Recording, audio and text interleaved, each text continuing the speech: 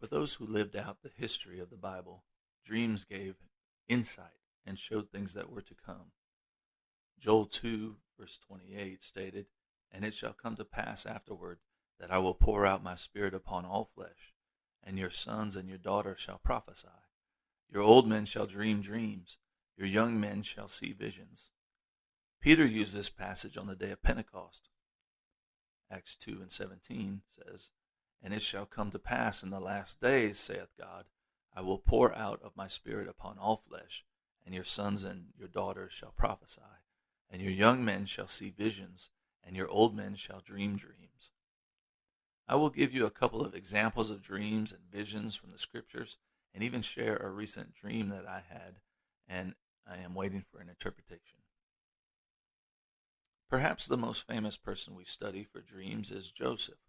With 6 dreams mentioned in total, 6 dreams conveyed in 3 pairs propel the story of Joseph and his rise from being the favored and thus despised son of Jacob to being the discerning and wise man appointed to manage Egypt during its 14 years of feast and famine. Joseph has 2 dreams. 2 of his fellow prisoners in Egypt each have a dream, and Pharaoh has a pair of dreams. The first pair sets the narrative in motion and points ahead to its destruction, while the second and third pairs are catalysts for Joseph's ascension. This is from Wendy Widler, What Are the 6 Dreams in the Story of Joseph? Each of these dreams conveyed a story of what was to come.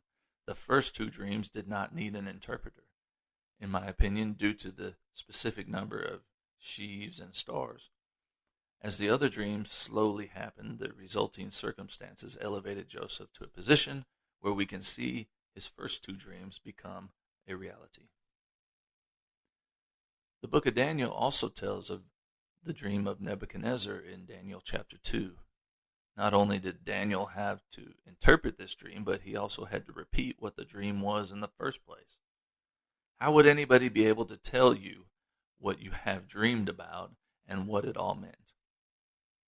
Joseph and Daniel relied on God and gave credit to the Lord. If we fail to give thanksgiving to the Lord for what he has accomplished in our life, we may take the credit for God's achievement. Nebuchadnezzar's dream was of the image made from various materials, but Daniel also had a prophetic dream about 4 great beasts and kingdoms that would one day come into the power. See Daniel chapter 7.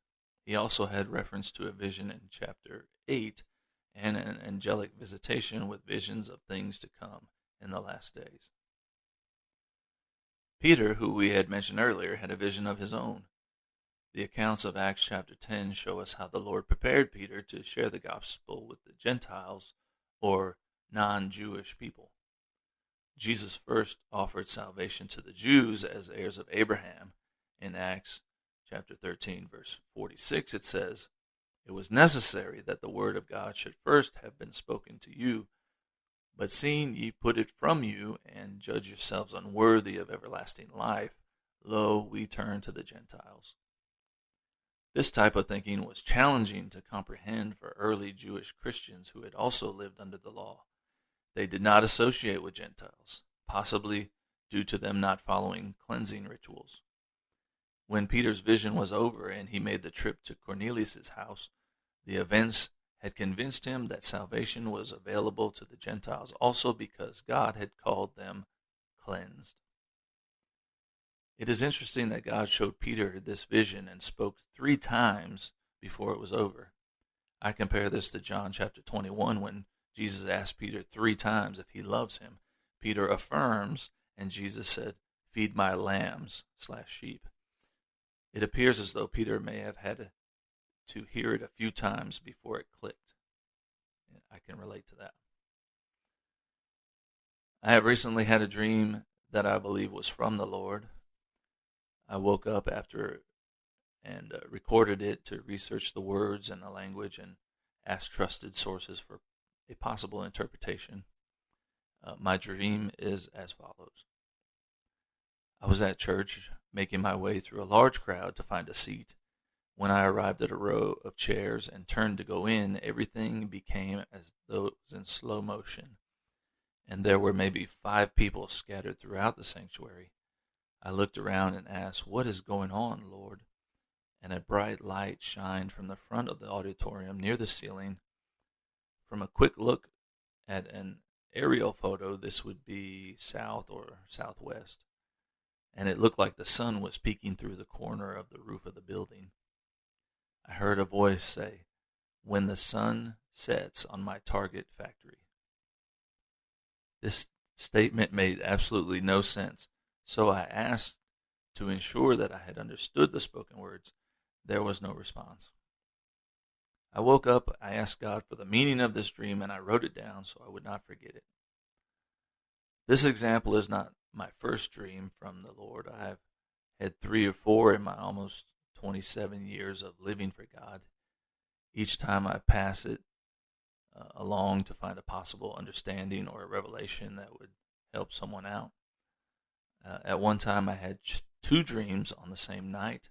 I relayed those dreams to my pastor for interpretation, and he said he would reference a book on types of dreams and symbolism and try to decipher the meaning. If anything of note comes back from my current sources, I will let readers know in the comments. Am I comparing myself to Joseph or Daniel? No, not at all. My intention for this paper is to ignite something within the dreamers. God has poured out his Spirit. Where are the dreamers? Where are the sons and daughters with a prophetic word for this generation? In this day, we need people with a vision, for where there is no vision, the people perish. Proverbs 29:18.